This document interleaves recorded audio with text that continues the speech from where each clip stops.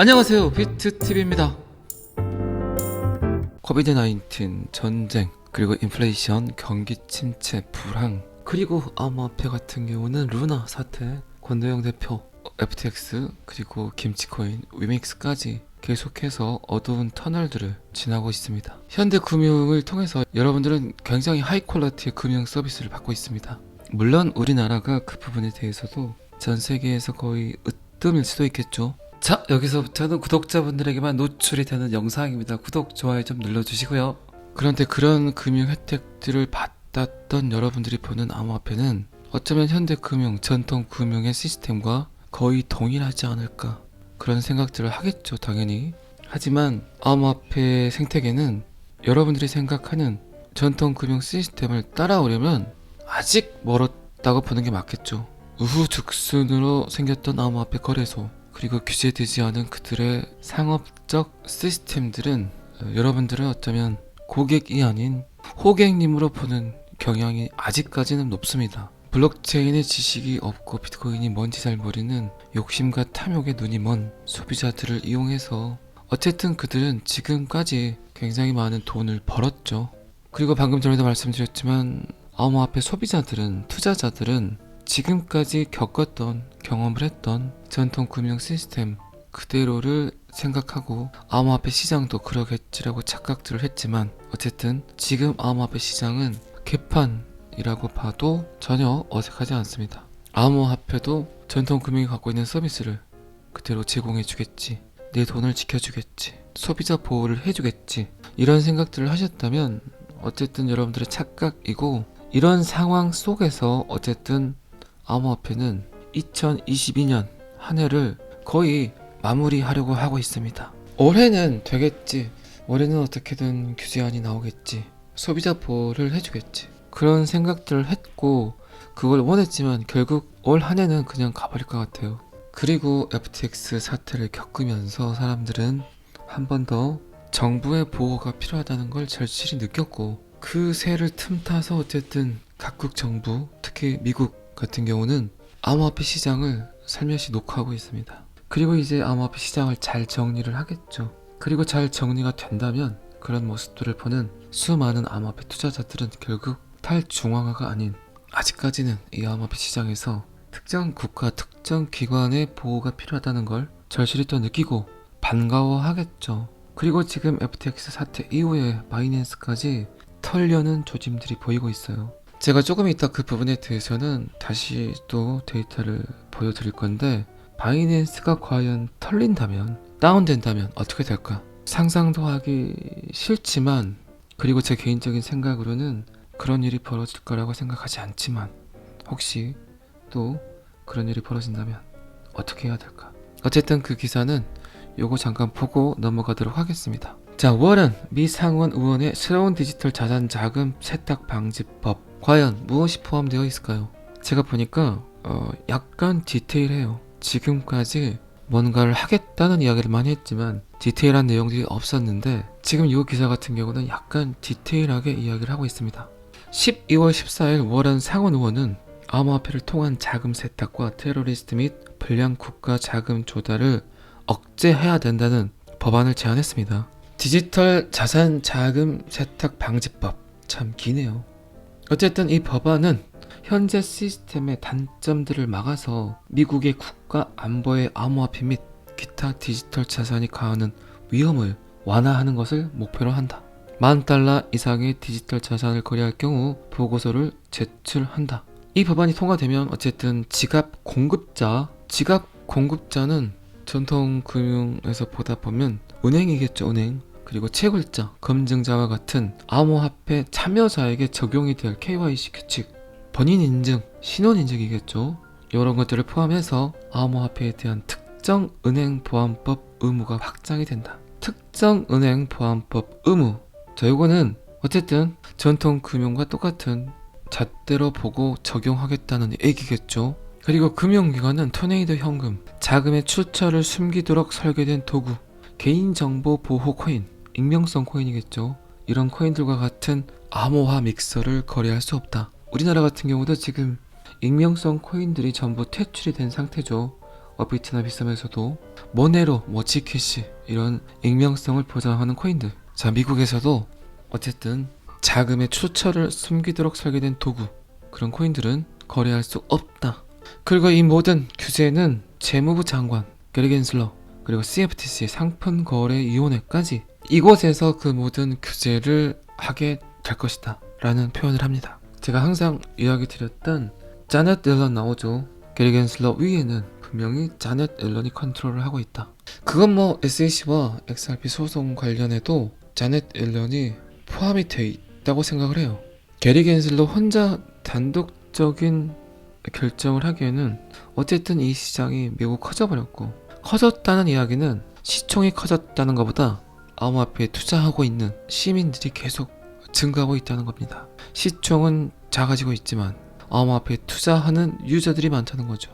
꽤 실질적이고 꽤 디테일한 그런 내용들이고, 어쨌든 지금 FTX 사태를 겪고 나서 미국의 규제안을 기다리는 전 세계 국가들이 많죠. 이런저런 생각들을 하다 보면 어쨌든 FTX 사태는 제 생각은 아직까지도 그래요. 그들이 만들어낸 시나리오다. 미국이란 나라에 아주 자그마한 음모론일 수 있다라고 생각을 합니다. 하지만 여러분들도 잘 아시겠지만 세금 낼 거 내고 소비자 보호를 받는 게 훨씬 더 현명하겠죠. 그리고 그런 법안들이 나오고 그런 법규가 나와야만 주식에 있는 돈, 부동산에 있는 돈들이 암호화폐 쪽으로 들어옵니다. 여러분들은 먼저 투자를 했지만 지금 암호화폐에 투자하려고 하는 사람들이 굉장히 많죠. 그분들이 원하는 거, 큰 손들이 원하는 건 검은 돈들이 아닌 깨끗한 돈들이 들어와야 된다는 얘기죠. 그런데 깨끗한 돈이 들어오기 위해선 분명히 필요한 건 그들의 돈을 지켜줄 수 있는 집행기관이 필요하겠죠. 그렇기 때문에 어쨌든 가장 크게 물려있는 게 지금은 자꾸 이야기 드렸지만 XRP와 SEC 소송, 요 사건이 어떻게 진행되냐에 따라서 전 세계 지금 암호화폐 그리고 암호화폐 투자자들의 운명이 걸려있지 않나, 점점 갈수록 그런 생각을 합니다. 여러분들도 그런 생각들을 하시죠. 어쨌든 여러분들은 제 영상을 보고 계신다면 가장 멀리 갈 수 있는, 가장 높이 갈 수 있는 놈을 갖고 계시지만 역설적으로 가장 바닥으로 내리꽂을 수 있는 그런 코인을 갖고 계신 겁니다. 자, 이 기사는 여기까지만 보시고요. 자, 바이낸스가 다운되면 누가 뭐래도 전 세계에서 가장 큰 암호화폐 거래소 바이낸스, 장펑자오, 얘네들이 다 던져버리면 비트코인은 어떻게 될까요? 참 참혹합니다. 생각만 하더라도 절대 일어나서는 안 되는 일이죠. 눈도 엄청나게 왔고 광주도 지금 눈이 꽤 많이 왔습니다. 날씨도 춥고 한데 정말 암호화폐 투자자들에게 참혹한, 혹독한 겨울일 수 있겠죠. 이 문장 하나만 보더라도 그렇다는 겁니다. 어쨌든 바이낸스는 투자자들을 진정시키기 위해서 준비금 증명 보고서를 제출을 했지만 바이낸스 재정을 좋지 않게 보는 추측들은 많은 뉴스들을 부채질했습니다. 어쨌든 FTX 사태 이후 암호화폐 생태계에서 투자자들의 신뢰는 매우 다운이 됐다. 그리고 세계 최대 암호화폐 거래소 바이낸스에서 평소보다 꽤 많은 유출, 이런 팩트들을 보다 보니 소셜미디어, 암호화폐 투자자, 그리고 더 넓은 커뮤니티에서 경종을 울리고 있다. 그리고 창펑자원은 투명하게 발표를 했다고 이야기를 하지만 바이낸스가 100% 담보화되지 않았다는 광범위한 온라인 추측으로 이어져 거래소의 지급 능력에 대한 상당한 우려를 불러일으켰다. 진짜 숫자로 적힌 비트코인 말고 64자열의 고유한 암호값을 갖고 있는 비트코인이 진짜 니네들이 말한 개수만큼 갖고 있냐? 요게 굉장히 의문이겠죠. 숫자로는 뭐든지 가능하죠. 있지도 않은 비트코인 개수를 그냥 숫자로 갖고 있다고 해버리면 수많은 투자자들은 믿겠죠. 믿을 수밖에 없고. 자, 어쨌든 미 증권거래위원회 전 인터넷 집행 책임자 존 리스탁은 다음과 같이 이야기를 했습니다. 바이낸스의 준미금 증명보고서는 내부 재무 통제의 효과를 다루지 않으며 의견이나 보정 결론을 표현하지 않고 수치를 보정하지 않는다. 이것이 제가 위험 신호를 정의하는 방법이다. 그리고 바이낸스는 USDC 스테이블 코인의 인출을 일시적으로 중단을 한 적이 있고 어쩌면 제2의 FTX의 전철을 밟고 있지 않나, 이런 의심들은 전 세계 곳곳에서 지금 창펑자오를 불안하게 만들고 있습니다. 하지만 제가 영상에서 여러 번 이야기 드렸지만 장펑자오는 어쩌면 지금의 일련의 사건들을 즐기고 있을 수도 있어요. 그리고 미 정부도 바이낸스를 한 번 더 건강한 거래소라고 인정해 줄 수 있는 계기도 되겠죠.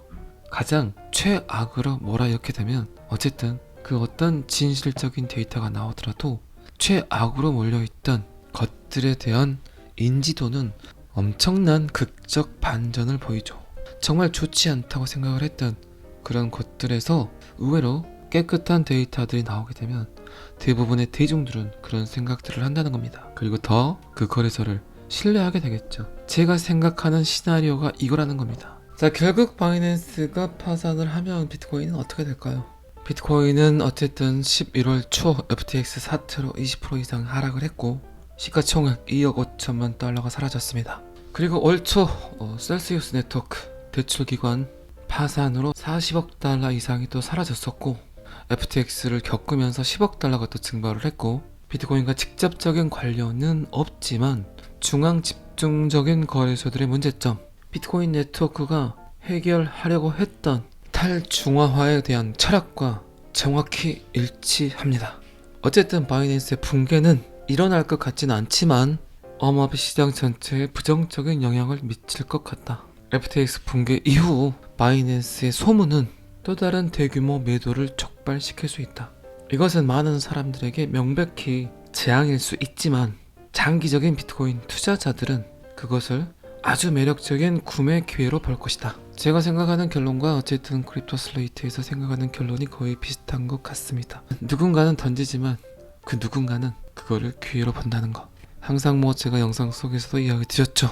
그리고 다시 한번 말씀드리지만 바이낸스가 무너지는 일은 없을 겁니다. 하지만 어쩌면 거의 극도의 공포를 줄 수 있는 개미 투자자들의 지갑에서 비트코인을 빼내려는 그런 뉴스들은 시장의 배포가 될 수는 있겠죠.